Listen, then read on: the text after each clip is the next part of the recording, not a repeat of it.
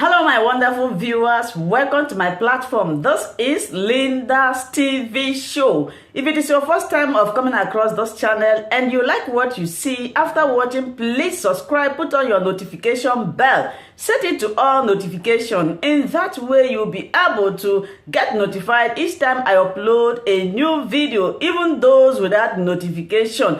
Here we react to all forms of videos, international and local. Every Saturday by 2 p.m. we have our interaction section. You are free to call in to air your opinion about the happenings in our society. Invite your friends, share my videos with your families and colleagues. Do not keep this information to yourself. Myself, I will be sitting down here to watch this video together with you from the beginning to the end. Then we'll go to the comment section and leave our comments, our opinion about the video we watch constructively. On the grounds of fairness, equity, and justice. And the same phrase was echoed at the Greater Nigerian Conference held in Abuja, involving the Afenifere Renewal Group, the Middle Belt Forum, and the Niger Delta Forum, the PANDEF. But what we hear is that the PDP is not planning to zone anything to any part of the country, particularly the presidency. Screening in the PDP starts today. Presidential aspirants will be screened on Friday. And the plan is that the National Executive Committee will meet on Wednesday after the fact to take a decision on zoning, after everybody will have been screened for various positions. Hence, the camp of Peter Obi is protesting. In the APC, the other major political party, it looks like nobody is talking about Igbo presidency with the kind of seriousness that you will expect. What's your take on this? Because some Igbo stakeholders are saying, look, this is unfair, this is unjust, and that Nigeria cannot treat Igbos this way, considering the fact that in 1999, there was some kind of agreement to allow two major Yoruba gladiators, Olufala, Chief, and Chief Olusegun Obasanjo, to move forward. So why is it different with Igbos? Thank you very much, Ruben. I think at this point in Nigeria, at this time in Nigeria, every patriotic Nigerian should be working towards uniting the country. The country is getting polarized along interests of various groups in Nigeria. And looking at the upcoming contest on who becomes the president of Nigeria, anybody who wishes Nigeria well will want to see a Nigeria where we shall practice equity and fairness. It doesn't matter what anybody wants or what a political party thinks about. What is most important is the action, the right action that will unite all Nigerians. If you want to be president of Nigeria, you must be hoping to preside over a united country. And the only thing that can unite Nigeria is patronage of all parts of Nigeria. In the case of who becomes the president of Nigeria in 2023, it is very right for people to look at the historical sharing of power in Nigeria to determine where the right candidate will come from in 2023. The first is that because of the various interests operating in the polity, we have come at different fora in the past to agree that it is important that power or presidency should be rotated between the north and the south of Nigeria. It's a practice that has been on. In 2014 National Conference, we looked at all the vexed issues concerning power sharing in Nigeria, because every part of Nigeria wants to produce president for Nigeria because of the way the country has been run over the years. And at the national conference, we agreed unanimously that power should rotate between the North and the South, and then across the geopolitical zones.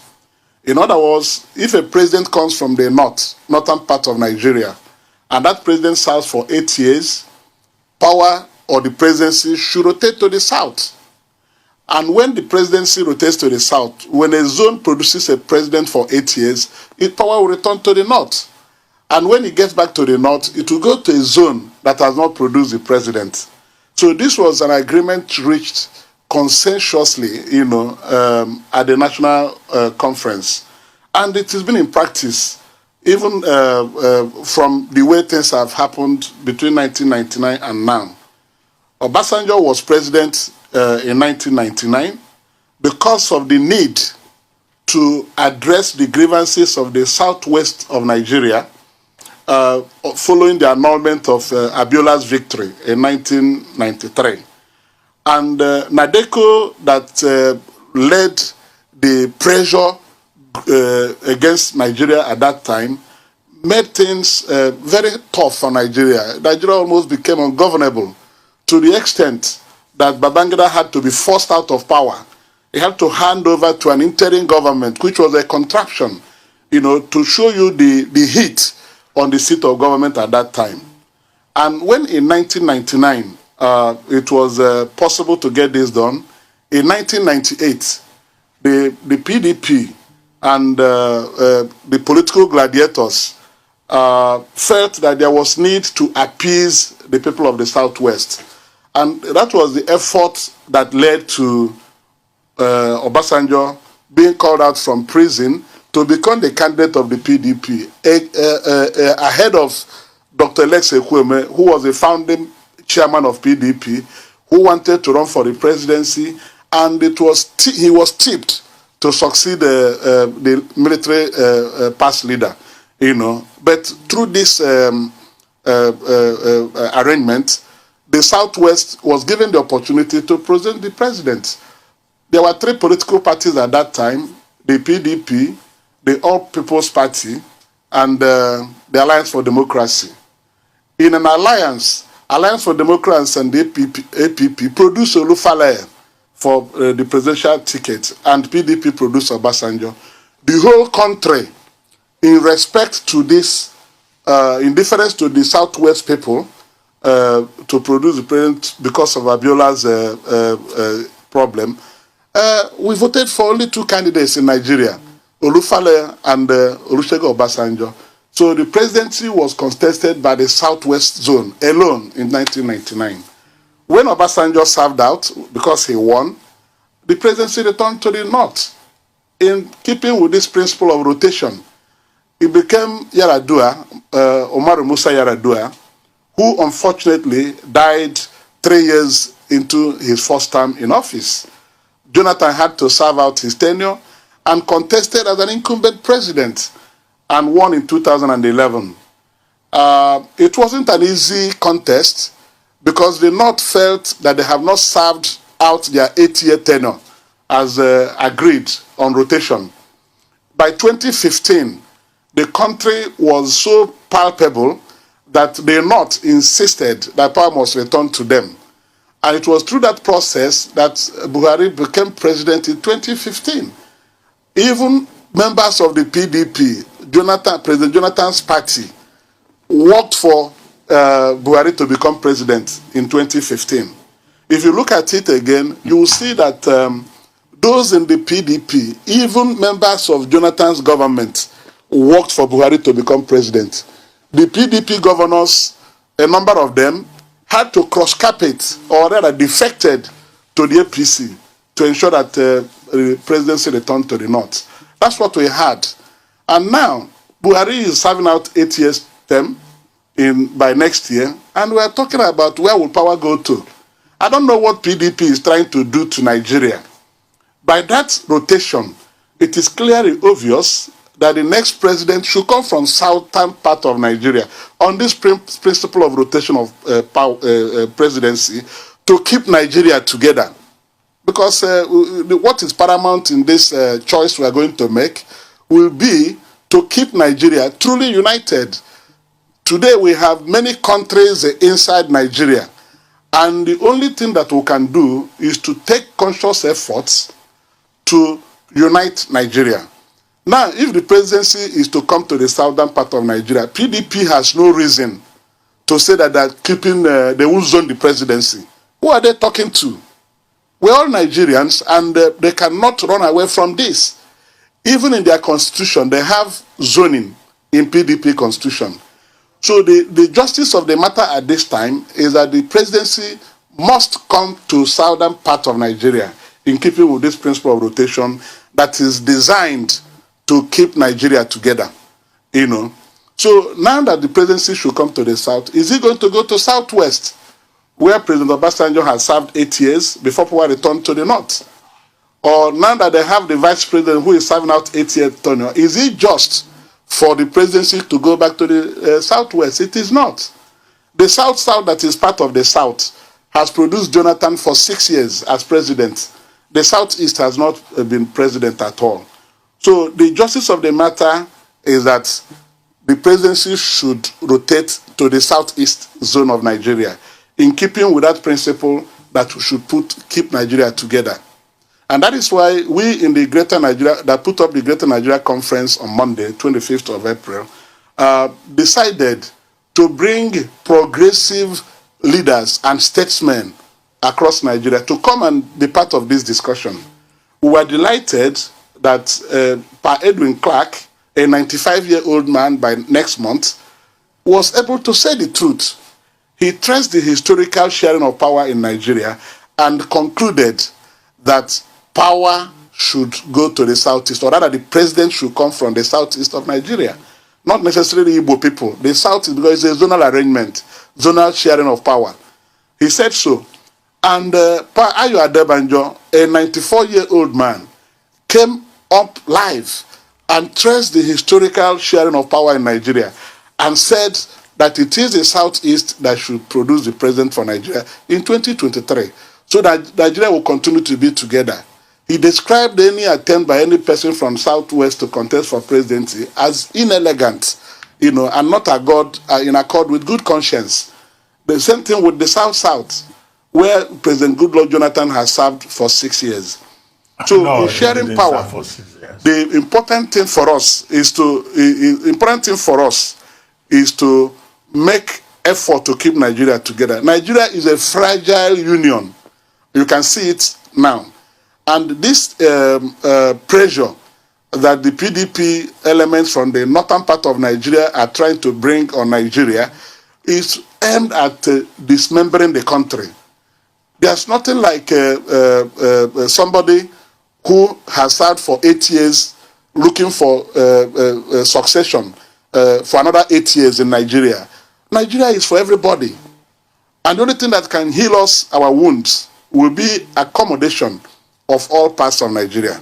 When it gets to your zone, you're entitled to contest. So at this time, I can tell you, Ruben, that Dr. Ruben, that anybody who is saying that the Southeast is not justified in their quest to produce the next president for Nigeria is paying lip service to the unity of Nigeria. This is something we should not encourage.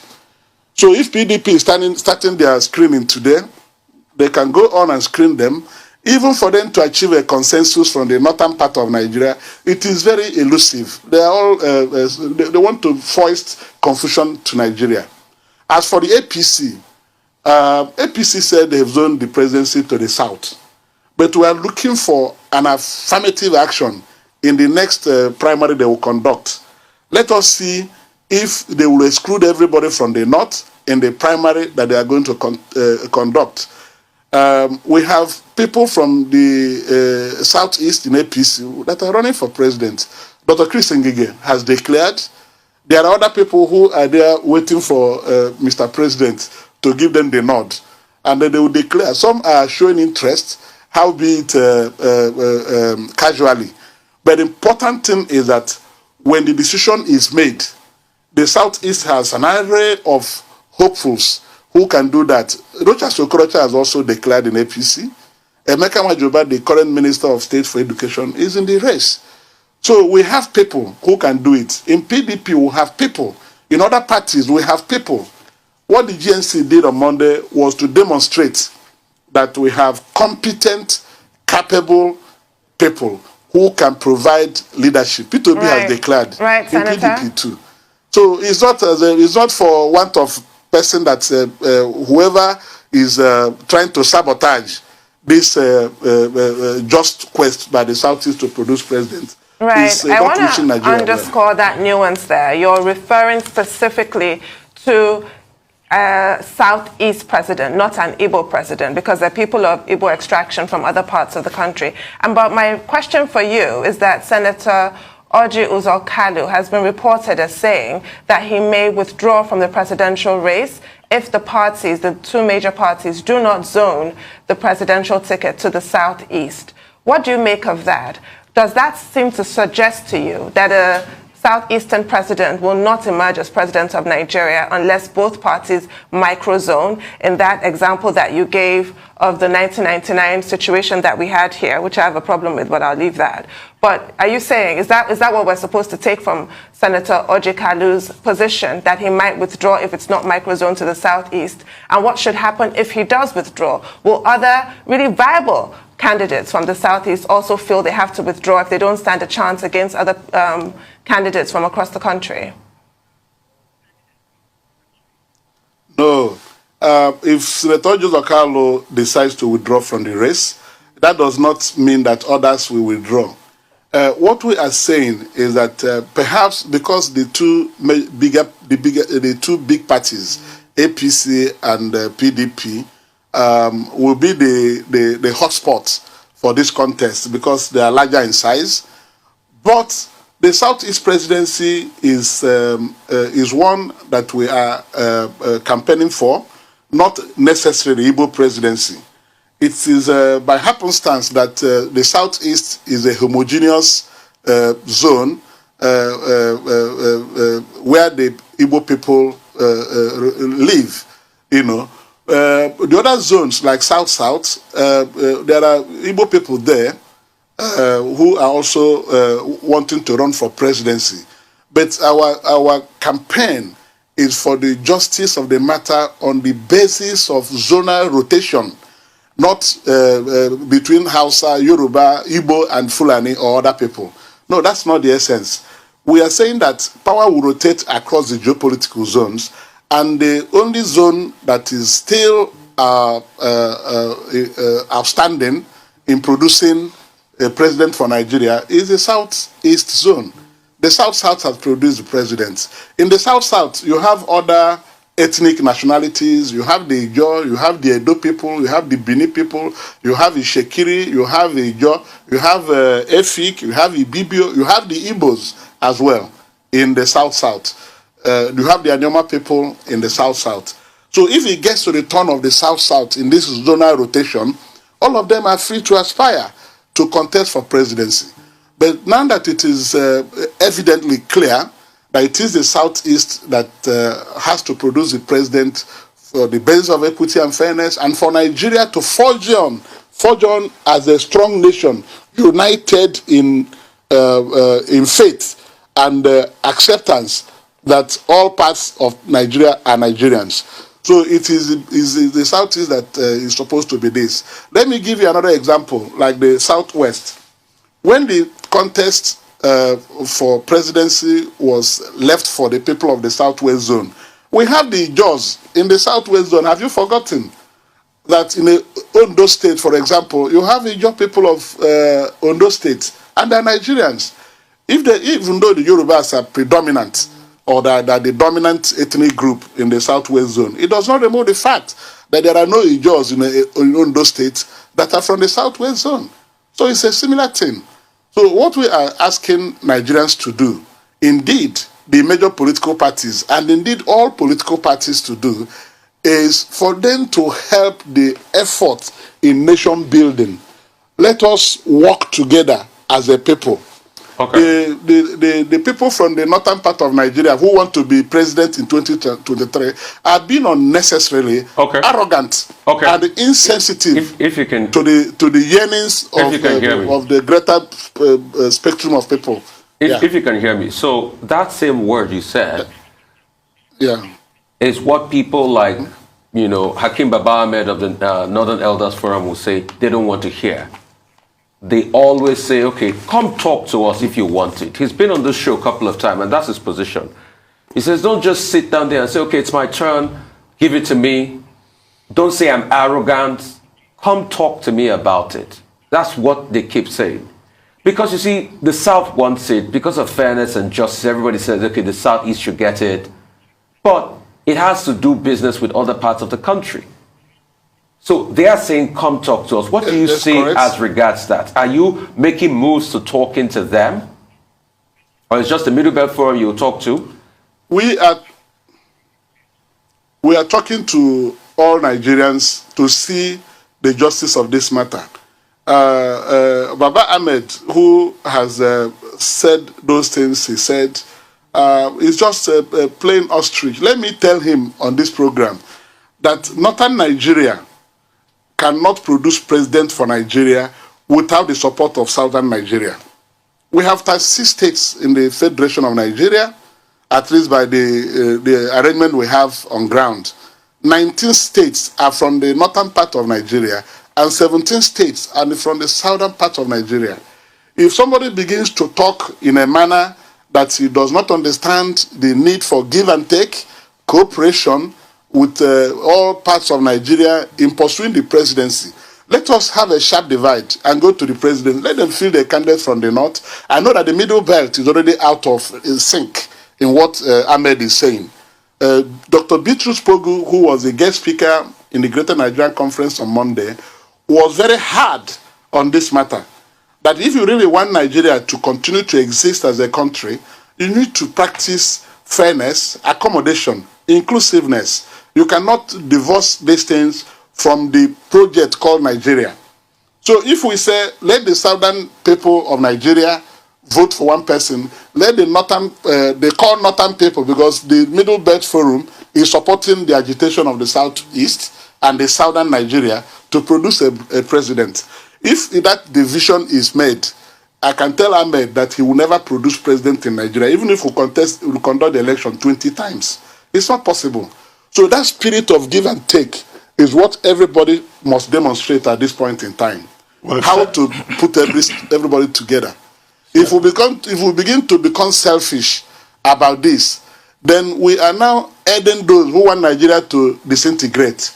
We want Nigeria to be together because of the size and the potentials of the diversity that we have and the things God has endowed us with. We can harness all of them and become a very strong, prosperous nation.